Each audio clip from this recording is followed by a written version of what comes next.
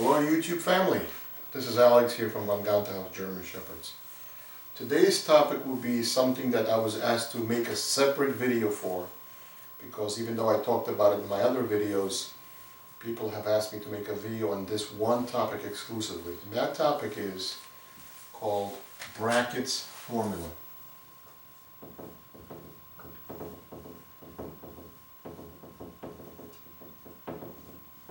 Or Brackett's method for line breeding. So people wanted this method explained only without the rest of the information about line breeding, inbreeding, and so I decided, well, for the sake of clarity, why not make a video on this topic alone. So the question before us is, what is the benefit of line breeding? Selective line breeding has been the best method mankind has come up with for selective breeding of animals. When nature breeds animals of the same species, it seeks the highest degree of diversity and the greatest degree of randomness. So if a certain disease hits a certain tribe of animals in a certain location, the odds of killing every animal in that tribe are low because the genetic diversity is very high. But as people, we don't want high degree of genetic diversity. That's why we have breeds. We have predictability of traits and behavior as well as physical size. So we want predictability to our animals, not the greatest degree of diversity, because mankind has modified animals we found in nature to create breeds and to domesticate animals. So line breeding is a form of selective breeding that has given us the greatest and best animals in the world. We have horses which are the fastest they've ever been. We have cows and goats which produce the most milk, chickens which produce the most meat, dogs which are able to hunt or flush game or do border patrol work in sniffing out narcotics. In other words, selective breeding has given us not only breeds, but we've taken the animal we found in nature and we modified it to suit our needs. And it is an approach to selective breeding that gets the maximum result in maximizing positive traits while minimizing risk. So if you inbreed closely, in other words in the same family, father to daughter, full siblings, even half siblings, you are locking in traits, which is called prepotency, which I'll explain, because I don't know the viewer of this video has seen this video or previous videos. I'm assuming you're seeing this video for the first time. I don't know if you've seen other videos on my channel, so I'll explain some terms, not knowing if you watch other videos or not. So, what are we trying to avoid? We're trying to avoid genetic diseases,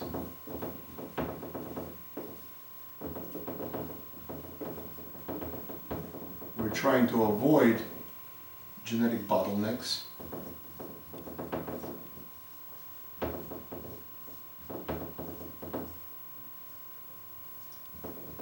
we're trying to avoid loss of fertility,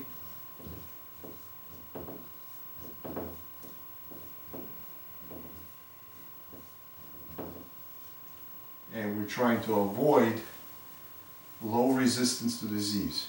We want high resistance to disease.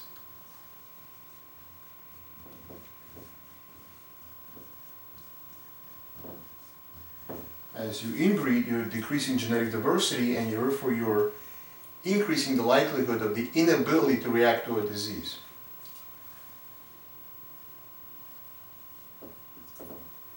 So there's downsides to inbreeding, which is why we're doing line breeding. So what does that mean and what are we trying to avoid? Well, these are the drawbacks of inbreeding. Okay, so if we had to create a scale, I'm going to show it as a chart that you can follow. Okay, so here's a chart or a graph, and on this side of the graph will be inbreeding.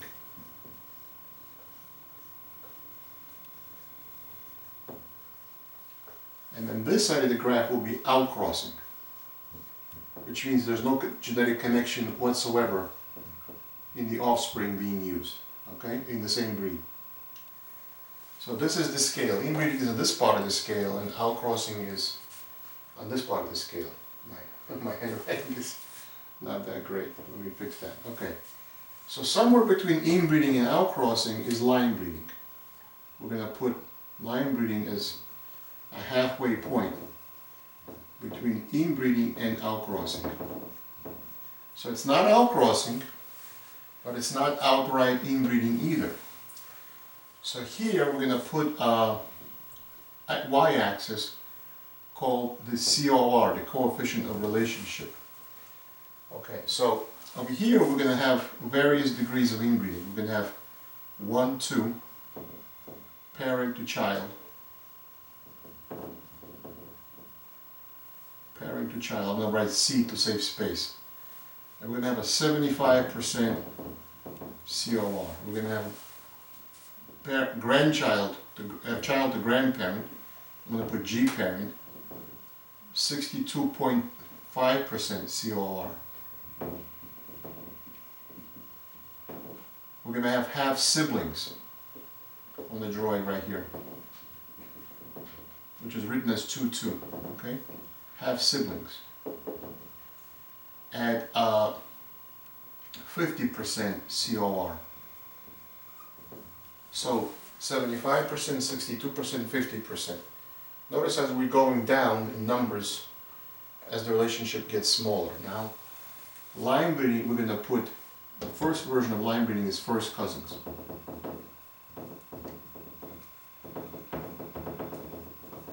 With a 25% COR. Okay. And a 6.25% COI. I'll get to COI in a minute. We're going to put the relationship as 25% shared genes. Then we're going to go from first cousins to second cousins, right here.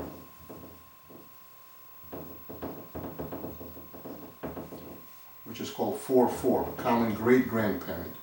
This is 3-3, common grandparent. Now you're not inbreeding on both relatives, you're inbreeding usually in the male. And the females are unrelated. So first cousins is 3-3, second cousins is 4-4. Then you get to third cousins, 5-5.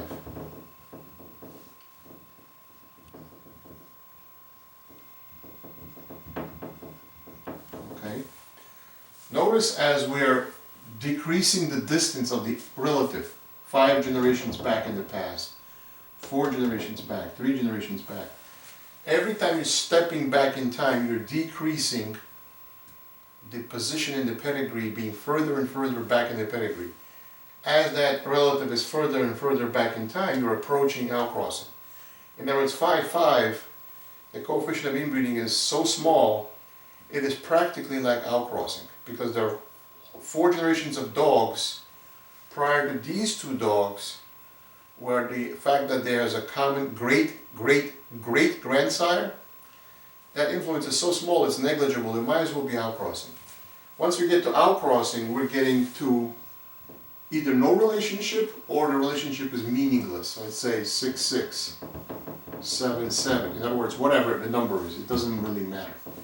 So as we go this way, we're going close relationship. As we're going this way, we're going toward more distant relationship. Now, but what are we creating in this graph? So if we had to create a concept called prepotency.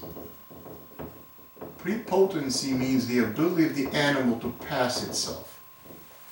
So if I take a male, which is inbred, and a female, which is not inbred, let's say, and I breed an inbred male to a non-inbred female, he has what's called homogeneous genes.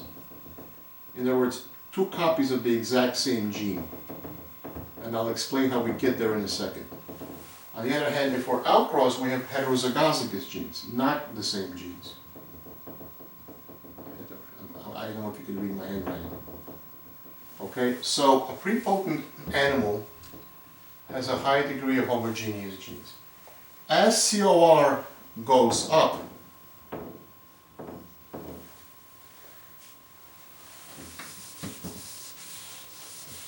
let me write this again so it's easier to understand. As COR goes up, prepotency also goes up with it. In other words, the closer the relationship, the more the odds of that ancestor being repeated. For example, if it's a father to daughter breeding, which is inbreeding, not line breeding, his genes are 75% of his own daughter.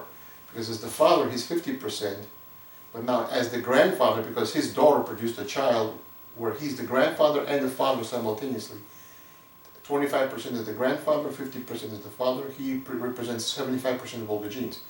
So essentially it's him.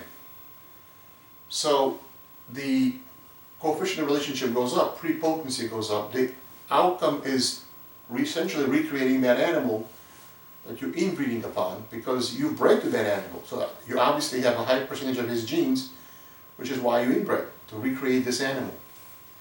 Although you're not doing genetic cloning, you're doing something similar to it in a different way. So as COR goes up, prepotency goes up, but the risk of genetic diseases goes up with it. So everything goes up. Coefficient of relationship goes up, prepotency goes up, risk goes up. As your COR is going lower, your prepotency goes lower, and your risk goes lower. Okay? So that is the idea in line breeding versus inbreeding. Okay, so the question becomes, what is the happy middle between inbreeding and outcrossing? At which point do I create enough prepotency that I can either pass traits or lock in traits into the next generation? And at which point I have too much risk and the odds of disease outweigh, which are low benefit, outweighs the better benefit of creating a superior animal from those genetics. Where is the middle ground between creating a desirable outcome and an undesirable outcome? What is that middle ground? So what we must understand is, first of all, what are we trying to accomplish? The first thing we must start off with is the superior dogs. If you're going to line breed or inbreed, you must line breed or inbreed on high quality animals, not inferior animals. So you must start with superior dogs as your first step. By that I mean no overbite, no underbite, no easty-westy limbs, not a fear biter, not aggressive, not showing a nasty disposition. You must start off both physically excellent animals in terms of conformation and temperamentally excellent animals. So you must start off with structure of the animal is superior and the temperament is superior.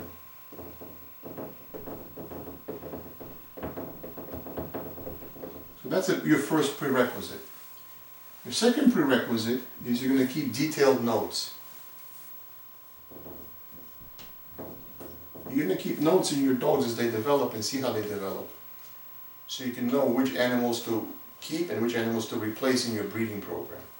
Or which animals to spay and neuter so those genes don't go forward, and which animals are worth continuing. So not all animals in a puppy litter are equal quality. Some are lesser quality, some are not, some are excellent quality. So you're going to keep the animal which is closest in behavior and structure with the apex individual you're line breeding upon. Let me say that again. You're going to keep the animals which represent the closest structure and temperament to the apex individual you're line breeding on. That's why you're going to keep detailed notes.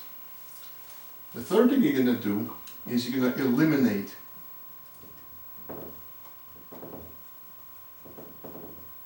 bad examples. Now some people call that culling. I'm not calling it culling because we don't drown puppies anymore these days. It's immoral and illegal. But we are going to spay and neuter. So you're going to eliminate the weak ones. Now in nature, the strong survive.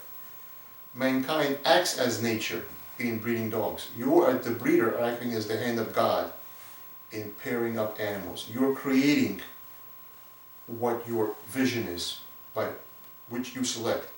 You're not only selecting traits, but you're selecting temperament and structure. So you must therefore eliminate the ones you don't want and keep the ones you do.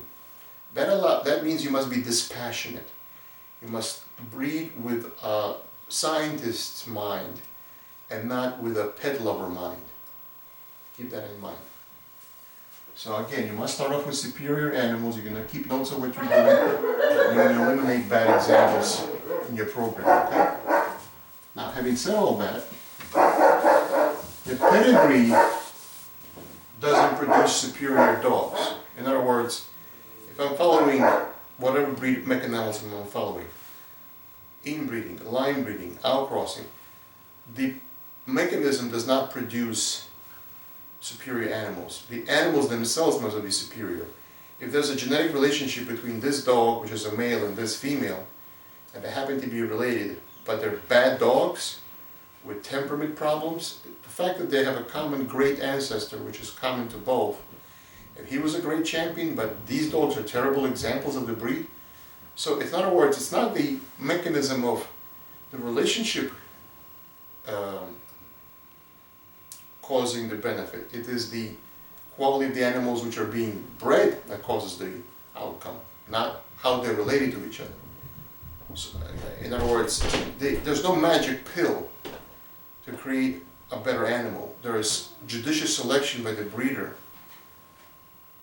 but then you want to lock in traits. So in other words, it's both. It's selective breeding. Selective means you're selecting some animals and therefore you're deselecting other animals.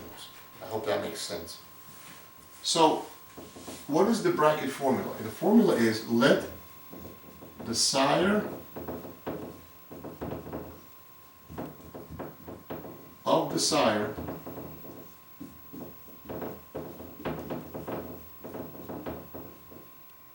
be the grandsire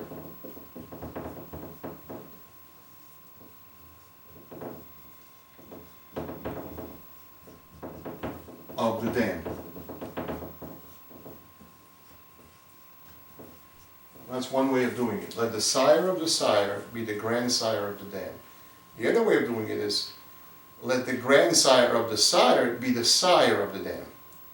In other words, in the first version of it, let me draw it so you can understand it and why we're doing it this way. How good is this method? It's a very good method. Lloyd Brackett, who produced Brackett's book, founded what's called the Long Worth Kennel.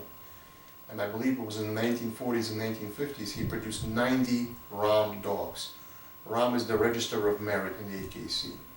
So 90 champions in 10 years is quite a big accomplishment.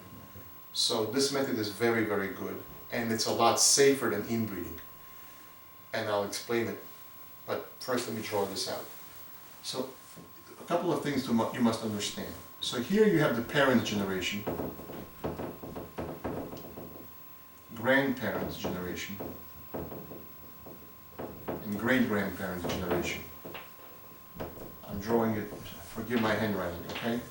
The top of the pedigree is the male side, the bottom pedigree is the female side. And here's my puppy, that is the offspring of this situation here. Each parent will be 50% of the common genes, because the parents contribute 50% to the child. Okay? The grandparents, there are 4 grandparents: paternal grandfather, paternal grandmother, maternal grandfather, maternal grandfather. So this is 25% of the genes. And this is 25% of the genes. 4 times 25% is 100%. And there, of course, if not there are 4 grandparents, there are therefore 8 great-grandparents. 1, 2, 3, 4. 1, 2, 3, 4.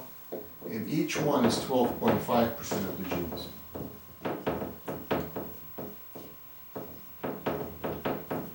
When I'm using Brackett's formula, I care more about the grandparents' generation, or even the great-grandparent generation, then the parent generation. The formula works by looking at great-grandparents, more so than looking at great-parents in terms of the mechanics of how it works. So as I step further back in time, the ancestor has less influence. So a great-grandfather has less genes than a father, right? 50% is still not 12.5%. So the closer the parental influencer is to the generation of the puppy, the more influence he has. The way this formula works is, I'm going to take a dog, which is a grandparent of this female. Okay, this dog is in the grandparent's generation. We'll call him Rex. Okay, for the sake of easy identification. And Rex, if he was a father here as well, right? So Rex is a father of this male, and Rex is a father of this female. He's a common grandfather on both sides, right? So the same dog is this would be a 3-3 combination. The same dog, Rex, is in the 25% position on both sides. He's a grandfather twice. The same dog was partnered with this female to produce this dog, and the same dog was partnered with this female to produce this dog. Okay? So who are these dogs with respect to each other? Well, they're half-siblings. So the child of the half-sibling produces first cousins. Or what if I take Rex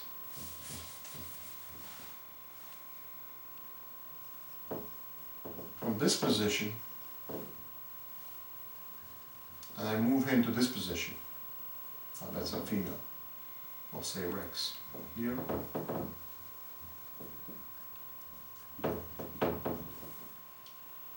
We'll say Rex here. So in this position he's a grandfather, but in this position he's a father. In other words, what I'm trying to explain is, let's make it easier to understand. Let's say I have half-siblings. So I have a common father, and he's a superior dog. He's just any dog. He's a terrific dog. We have female 1 that he's bred to, and female 2 that he's bred to. Okay, they're not related. These are the pups of one pup out of 10, let's say, and one pup out of 10. We're going to call this pup sire 1, and we're going to call this pup sire 2. Now, who are they with respect to each other? They're half-brothers, aren't they? This sire 1 will be paired with a female. We'll call her Julie. And this sire will be paired with a female named Veronica. Now, this will produce a puppy.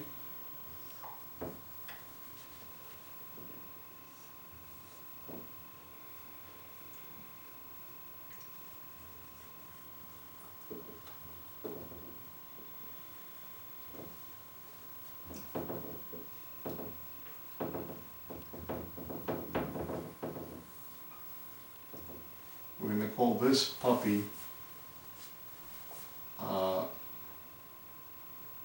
Rosie. And we're going to call this puppy Andy. Okay, now we're going to take Rosie and breed her with Andy. Now what happens here? These are 2-2 relationship, meaning they're half-siblings. Okay? If this was a female, not a male, they would not be half-brother and half-brother, they would be half-brother and half-sister. But rather than pairing the half-siblings, I'm pairing the offspring of the half-siblings, not the half-siblings themselves. Okay? So if this was a female, I would be pairing half-siblings if I made it this to this, right? But because I deliberately drew it as 2 males to show that's not possible for the sake of better understanding. So the child of this sire is made into a child of his half-brother. The outcome is first cousins. Why 3, 3? Because this is 1, 2, 3 to the common father, and this is 1, 2, 3 to the common father. So far so good, right? Now, so the common father, it was that caused these two boys and this girl, these two boys to have 50% his genes. They were mated with unrelated females to produce kids, and these kids were mated to each other. So these are the kids of the half-brothers, aren't they? What if I didn't breed sire 2 to Veronica, right? Instead of breeding sire 2 to an unrelated female and breeding that son to Rosie, I breed sire 2 himself to Rosie. Now that's 2, 3, that's Brackett's formula. In other words, on this side of the pedigree is the grandchild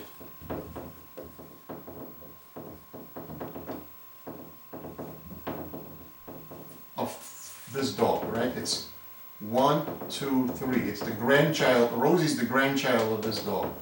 Rosie, then her sire, which is a son of father, right? We'll call him, for the sake of easy understanding, we'll call him Bubba. I'm running out of names, guys. I can't think of names at the top of my head. So Rosie's the granddaughter of Bubba, right? Her father is the son of Bubba. Sire 2 is the son of Bubba, but Rosie's the granddaughter of Bubba. I take a granddaughter of Bubba and I mate her with her father's half-brother, which is her half-uncle. If he was the full brother, it would be a full uncle to niece mating. But he's the half-brother. So I said, what does that do? Well, if it's a father-to-daughter breeding, the coefficient of relationship is 75%. But if it's an uncle, the brother of her father, then it's 37.5%, half. So in a father-to-daughter mating, it's 75% him. But if she's bred to his brother, to his half-brother, not his full brother, because then you're also doubling up on the female. You're only doubling up on the male in my example. So if I breed her to her father's half-brother, that's her half-uncle. So now the relationship of genes is 37.5%. In other words, what is the benefit of this approach? What is the idea behind this approach? If I breed half-siblings, we're going to use a little math.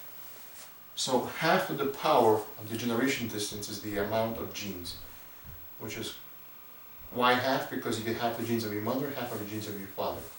So if 2 half siblings, the relationship is 1/2 squared plus 1/2 squared, which is 1/4 plus 1/4, which is 2/4, which is 1/2, which is 50%. All right, so the common father produces an offspring from 2 different mothers where the outcome of breeding half-siblings is 50%. The COI is 1/4 of the COR. This is the COR.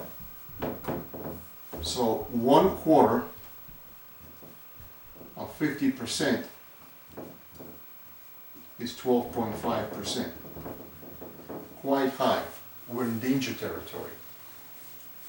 But what if this is the child of the famous dog, but this is the granddaughter of the famous dog? She's 3 generations back. In other words, she's the granddaughter, bred to the son of that famous dog.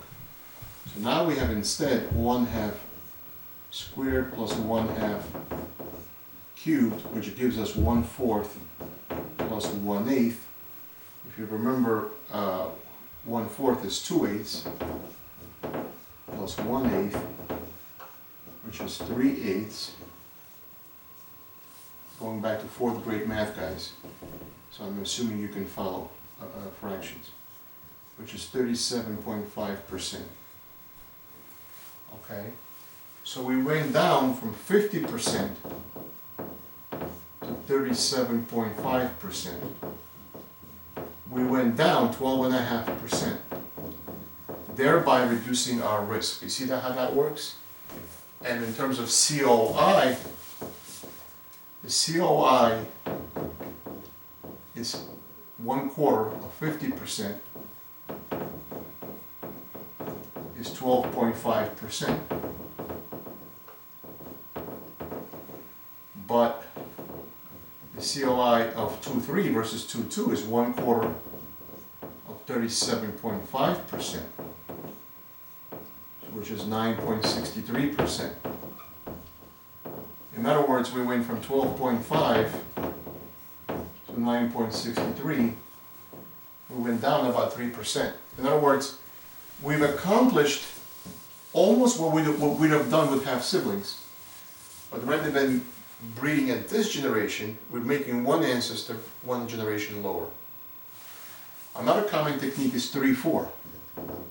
What is 3-4? 3-4 is first cousins once removed.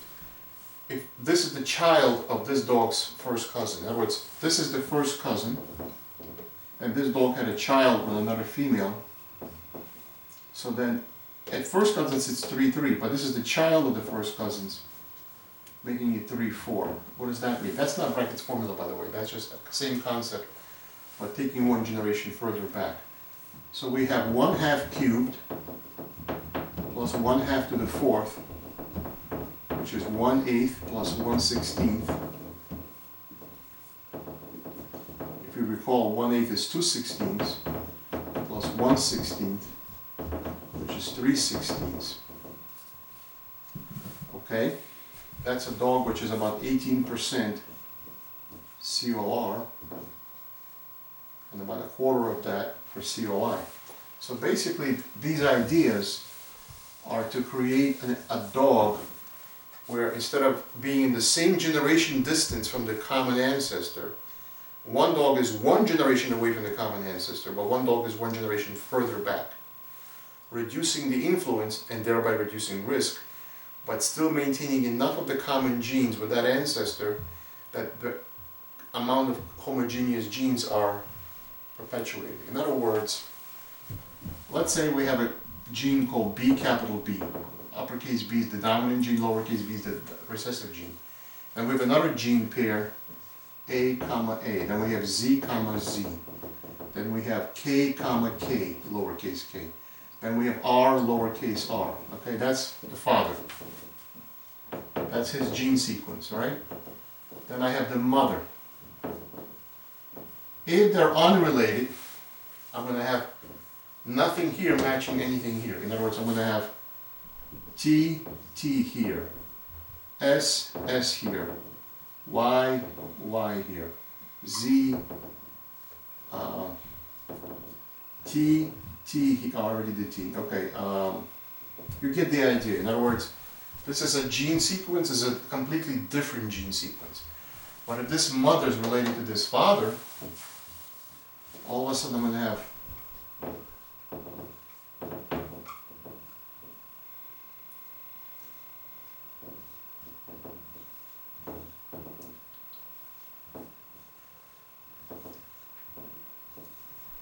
so notice this meets its better half because there's a common ancestor. This meets its partner. Does this meet its partner? No, because they're not clones of each other, so it's different DNA. Does SS meet KK? No, but does KK meet here? Yes. Does RR meet PP? No. So some of the genes between the mother and father line up and meet each other because they're homogeneous. In other words, this and this is the same on both sides of the pedigree, making the identical pair of dominants and recessives. So you're increasing allelic frequency of the recessive trait by repeating them. And this is just, I did 4, right? 1, 2, 3, 4, 5. In other words, imagine 65, imagine 100, imagine a big number. And a big percentage of that long chain is the same. Not everything is the same, but a big percentage of that chain is the same. That's what homogeneous genes mean. So that's the idea of line breeding. Anyhow, there are other videos on my channel discussing the 3 techniques. First cousin marriage, uncle to niece marriage, aunt to nephew marriage, and other combinations. This formula is essentially a half uncle to niece, which is written as 2-3, or a half aunt to nephew, which is written as 3-2. In other words, the number on the left is the male. The grandfather of the male is the father of the female dog. In this example, the father of this dog is the grandfather of the female. In other words, here's a male dog. I'm not drawing that well. Okay, anyhow, it's enough to understand. The father of the male dog, is the grandfather of the female dog. That's Brackett's formula in a nutshell. Is it safe? It's been done for decades, so it's pretty safe. Are there safer approaches? Yes, but with a loss of prepotency. In other words, remember my scale? You either get a lot of prepotency, but there's risk, or you get no prepotency, but then there's no risk. But then you don't accomplish anything, you don't lock in any traits. So that's the idea of Brackett's formula. You're balancing risk and reward. You're balancing the ability to pass traits from a common apex individual without having risk so high as breeding half siblings from that individual or breeding back to that individual directly. I hope this makes sense. I hope you click like and subscribe. Thanks for watching, and we'll see you in the next one.